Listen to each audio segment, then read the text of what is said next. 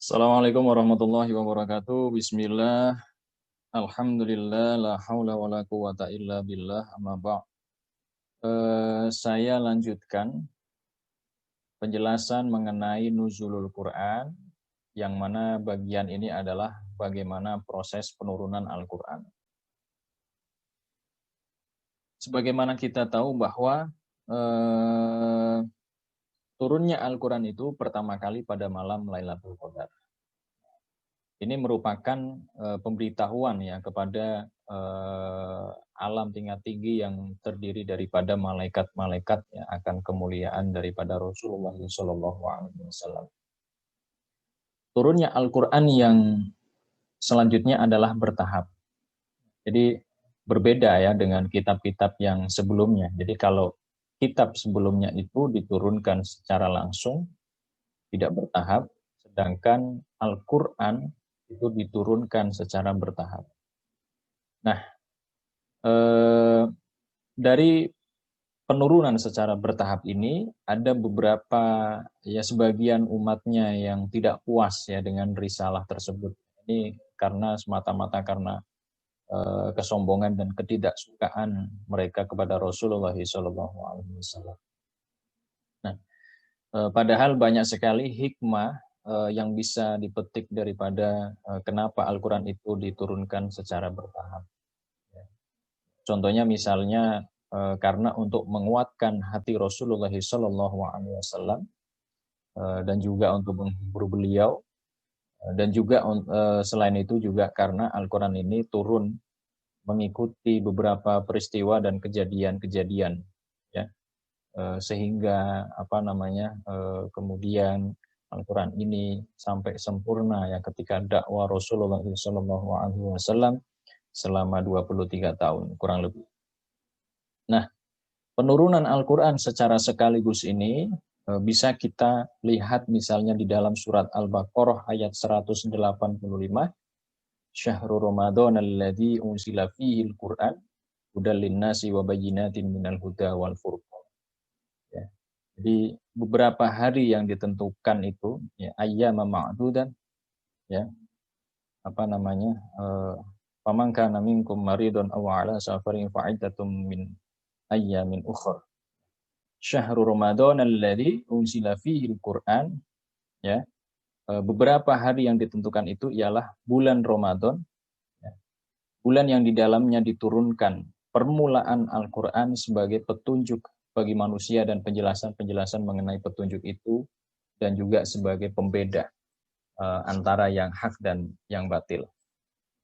Nah, ayat lain juga ada. Ya. Jadi kalau yang ayat tadi di dalam surat Al-Baqarah tadi menjelaskan bahwa Al-Quran itu pertama kali diturunkan secara sekaligus ya itu pada malam Lailatul Qadar.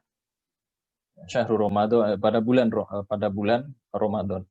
Ya, itu diturunkan secara sekaligus. Nah, kemudian inna anzalnahu fi lailatul qadar. Itu di dalam surat Al-Qadar ayat 1 ya. Sesungguhnya kami telah menurunkan Al-Qur'an pada malam yang mulia. Malam yang mulia itu kita sebut sebagai malam Lailatul Qadar, malam Lailatul Qadar. Ya. Kemudian di ayat lain di dalam surat Ad-Dukhan ayat 3 ya.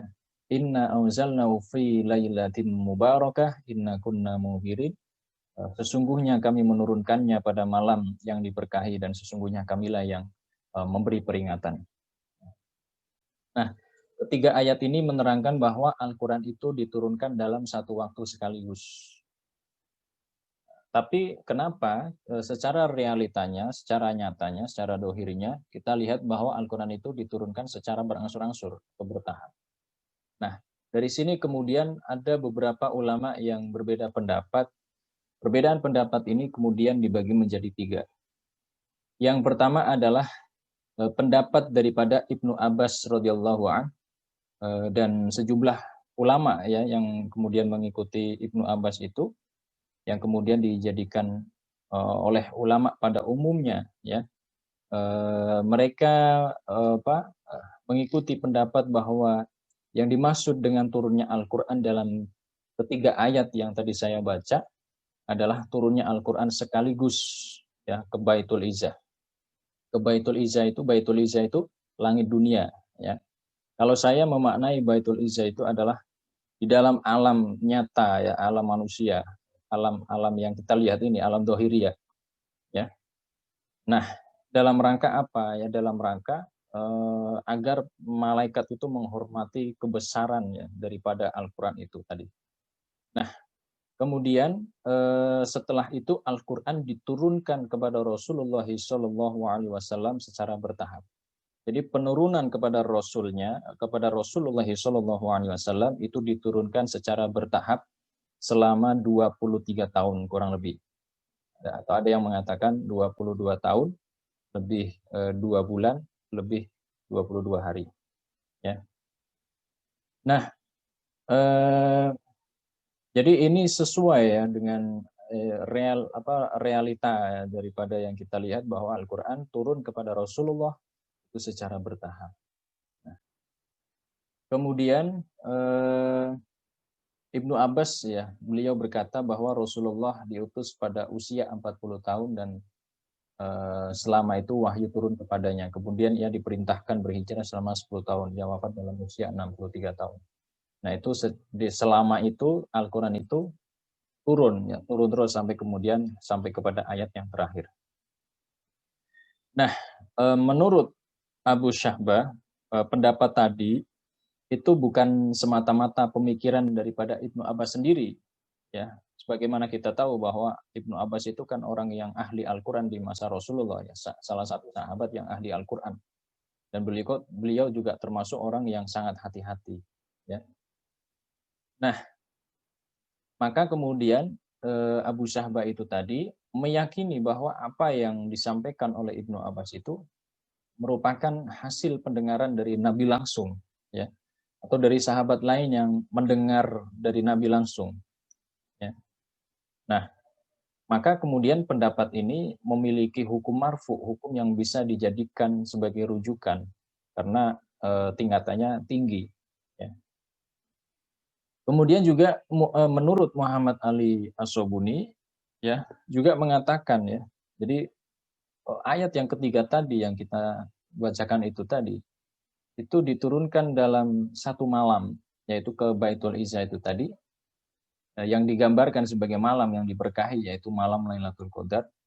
Nah, hal di atas memberikan informasi kepada manusia bahwa Al-Quran hanya diturunkan sekaligus. Al-Quran diturunkan sekaligus, satu kali saja ke Baitul Izzah. Ya. Nah, ini artinya bahwa Al-Quran diturunkan secara jumlatan ke Baitul Izzah yang berada di langit dunia. Ya. Nah, kemudian itu tadi ya, itu tadi pendapat yang pertama bahwa Al-Quran itu diturunkan secara sekaligus ke Baitul Izzah, kemudian diturunkan secara berangsur-angsur kepada Nabi Muhammad SAW. Nah, kemudian pendapat yang kedua adalah yang diriwayatkan oleh Asy-Sya'bi, yang dimaksud dengan turunnya Al-Quran dalam ketiga ayat tadi yang kita bacakan itu tadi adalah permulaan turunnya Al-Quran kepada Rasulullah SAW. Pertama kalinya, yaitu itu tadi pada malam Lailatul Qadar, pada bulan Ramadan, itu pertama kalinya. Sedangkan selanjutnya secara bertahap. Jadi seperti itu. Jadi itu ya.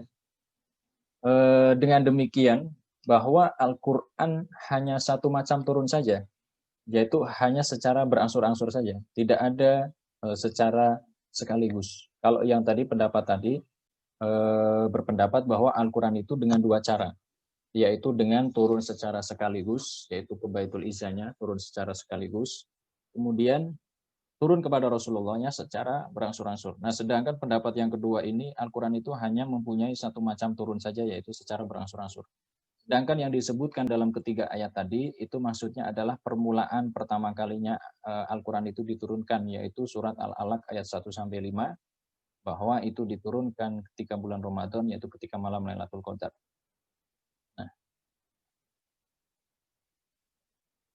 Nah, di dalam Al-Qur'an ya, kalau yang turun secara bertahap ini bisa kita baca misalnya di dalam surat Al-Isra ayat 106 ya. Wa Qur'anan faraqnahu litaqra'ahu 'alan nasi 'ala muktsin wa nazzalnahu tanzila. Dan Al-Qur'an itu telah kami turunkan dengan berangsur-angsur agar kamu membacakannya perlahan-lahan kepada manusia dan kami menurunkannya bagian demi bagian. Kemudian juga di dalam surat Al-Furqan ayat 32. Wa qala alladziina kafaru laula nuzila 'alaihil Qur'an jumlatan wahidah. Ya. Kadzalika linutsabbita bihi fuadak. Warattalnahu tartila. Ya. Berkatalah orang-orang yang kafir, mengapa Al-Quran itu tidak diturunkan kepadanya sekali turun saja, sekaligus. Ya. Demikianlah supaya kami perkuat hatimu dengannya dan kami membacakannya secara tartil, atur dan benar. Nah, keistimewaan bulan Ramadan dan Lailatul Qadar yang merupakan malam yang diberkahi itu tidak akan kelihatan oleh manusia kecuali apabila yang dimaksudkan dari ketiga ayat di atas adalah turunnya Al-Quran kepada Rasulullah SAW. Selain itu juga ini ya, Aisyah berkata bahwa wahyu yang mula-mula diturunkan kepada Rasulullah ialah mimpi yang benar di waktu tidur. Setiap kali bermimpi ia melihat ada yang datang bagaikan cahaya terang di pagi hari. Kemudian ia lebih suka menyendiri, ia pergi ke Gua Hira untuk bertahanus. Beberapa malam ya, bertahanus beberapa malam. Dan untuk itu ia membawa bekal. Kemudian ia kembali ke rumah Khadijah dan Khadijah pun membekalinya seperti biasanya sehingga datanglah kebenaran kepadanya ya. Sewaktu ia datang ke Gua Hira, malaikat datang kepadanya dan berkata, "Bacalah." Rasulullah berkata, "Aku tidak pandai membaca." Lalu dia memegang dan merangkulku sampai aku kepayahan. Kemudian dia melepaskan aku lalu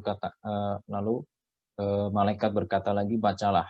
Aku menjawab, "Aku tidak pandai membaca." Lalu dia merangkulku untuk kedua kalinya sampai aku kepayahan. Lalu dia melepaskan aku lalu malaikat tadi berkata, "Bacalah." Aku menjawab, "Aku tidak pandai membaca." Lalu dia merangkulku untuk yang ketiga kalinya sampai aku kepayahan. Kemudian dia lepaskan aku lalu malaikat tadi berkata, "Bacalah dengan menyebut nama Tuhanmu yang menciptakan sampai dengan apa yang tidak diketahuinya." Itu surat Al-Alaq ayat 1 sampai 5. Nah, para ilmuwan itu tadi ya menjelaskan bahwa Rasulullah SAW pada mulanya diberitahu dengan mimpi pada bulan kelahirannya, yaitu pada bulan Rabiul Awal ya. Pemberitahuan mimpi itu lamanya 6 bulan. Ya, kemudian ia diberi wahyu dalam keadaan sadar pada bulan Ramadan. Dengan demikian maka nas-nas terdahulu menunjukkan pada satu pengertian, yaitu tadi ya secara bertahap. Jadi pendapat yang pertama itu tadi turun secara sekaligus ke Baitul Izza, kemudian ke Rasulullah bertahap, berangsur-angsur.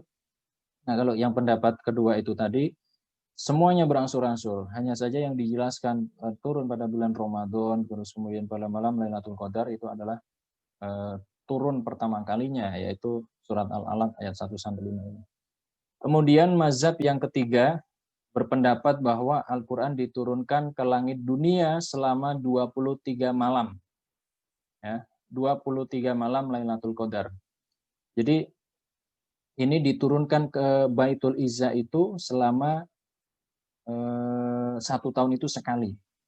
Dipil ya, berangsur-angsur. Jadi berangsur-angsurnya itu tidak ke Rasulullah saja, tapi setiap tahun ketika malam Lailatul Qadar Allah menurunkan ke Baitul Izzah yang akan diturunkan nantinya selama 1 tahun itu ke Rasulullah. Nah, di tahun itulah kemudian diturunkan ke Baitul Izzah. Ya. Nah, ini jumlah wahyu yang diturunkan ke langit dunia di malam Lailatul Qadar untuk masa 1 tahun penuh, untuk masa 1 tahun itu. Kemudian selanjutnya kepada Rasulullah ya secara berangsur-angsur itu tadi. Ya. Nah, mazhab ini adalah hasil ijtihad dari sebagian mufasir ya. Nah, kemudian selanjutnya adalah menurut Az-Zarqani di dalam kitab Manahilul Irfan fi Ulumil Quran bahwa cara turunnya Al-Quran itu terdapat 3 fase. Ya, terdapat 3 fase. Yang pertama itu tadi ya sudah sedikit saya bahas bahwa tadi Al-Quran itu diturunkan dari Allah ya, itu ke Lauhul Mahfud. Ya. Lauhul Mahfud itu ya suatu lembaran yang terpelihara ya. Tidak tidak ada makhluk suatu apapun yang bisa masuk ke dalam Lauhul Mahfud itu tadi. Maka kemudian Lauhul Mahfud itu disebut sebagai kalau di dalam surat Al-Waqiah ya innahu laqur'anun karim fi kitabim maknun. Sesungguhnya Al-Qur'an ini adalah bacaan yang sangat mulia pada kitab yang terpelihara. Itu adalah kitabim maknun, itu dimaknai sebagai Lauhul Mahfud. Kemudian Lauhul Mahfud ini juga disebut di dalam surat Al-Buruj ayat 21 sampai 22 ya. Bal huwa Qur'anum Majid fi lauhim mahfud, bahwa yang didustakan mereka itu ialah Al-Qur'an yang mulia yang tersimpan dalam Lauhul Mahfud. Jadi Allah menurunkan Al-Qur'an ke Lauhul Mahfud itu tadi. Nah, kalau kita baca itu tadi di dalam surat Al-Buruj ayat 22 ya mempunyai makna terpelihara ya. Lauhul Mahfud itu ya sesuatu tempat yang sangat terpelihara ya. Maksudnya terpelihara adalah dari pendengaran ya, dari pendengaran setan ya, maupun terpelihara daripada perubahan-perubahan atau pergantian ya. Sedangkan kalau maknun yang di dalam surat Al-Waqiah ayat 78 itu tadi, itu bahwa Al-Qur'an itu terpelihara dari kesalahan atau kebatilan. Nah, jadi Lauhul Mahfud itu adalah daftar atau catatan umum yang telah dituliskan oleh Allah Subhanahu wa taala dalam azal. Azal ini ya sebelum adanya waktu. Ya, ada yang bertanya azal itu apa? Azal itu azali ya, zaman azali itu sebelum adanya waktu, sebelum waktu itu diciptakan. Nah, mengenai hal-hal yang terjadi ya, jadi semuanya itu tercatat di dalam Lauhul Mahfud, termasuk takdir kita juga semuanya dicatat di dalam Lauhul Mahfud itu. Nah, kewajiban kita ya cuma mengimani kalau Lauhul Mahfud itu adalah bagian sesuatu hal yang gaib ya. Nah, hikmah keberadaan Al-Qur'an di Lauhul Mahfud adalah merujuk pada hikmah secara umum daripada keberadaan Lauhul Mahfud itu sendiri ya. Jadi kebenarannya sebagai catatan yang mencakup semuanya, baik apa yang telah maupun yang akan terjadi, yaitu sebagai saksi hidup yang berbicara dan fenomena atau realitas yang paling otentik dan menakjubkan untuk menunjukkan keagungan daripada Allah Subhanahu wa taala, ilmu dan kehendaknya ya, keluasaan, kekuasaan dan kemampuannya. Nah, keimanan terhadap Lauhul Mahfud itu atau catatan itu tadi memiliki dampak baik terhadap konsistensi seorang mukmin untuk berjihad di jalan Allah Subhanahu wa taala dan mengorbankan dirinya dalam ketaatan kepada Allah Subhanahu wa taala dan memperoleh ridho, serta menjauhkan diri dari kutukan dan maksiat kepadanya. Sebab keyakinan ini ya, berkeyakinan bahwa hal tersebut telah tertulis di sisi Allah Subhanahu wa taala. Nah, jadi berdasarkan keterangan mengenai Lauhul Mahfud itu tadi, bagaimana tadi yang dipaparkan bahwa sebagian ulama berpendapat bahwa lafadz Al-Qur'an itu dinisbatkan kepada Allah ya. Lalu Allah menjadikannya di Lauhul Mahfud. Nah, sebagian lagi berpendapat bahwa Al-Qur'an itu lafadznya Jibril alaihi salam. Jadi itu bukan lafadz secara lafadz loh ya. Lafadz itu bukan lafadz Allah, tapi lafadznya Jibril alaihissalam.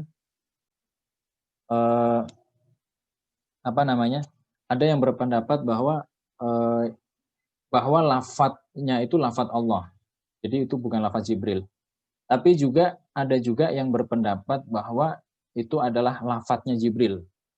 Ya, yang kemudian Jibril itu membahasakan atau mengistilahkan dengan bahasa Arab karena kemudian diturunkan kepada Rasulullah Shallallahu Alaihi Wasallam. Maka kemudian di dalam surat Al-Haqqah ini adalah bahwasanya dia Al-Quran itu sungguh ucapan pesuruh atau Jibril yang mulia. Innahu laqaulu rasulin karim.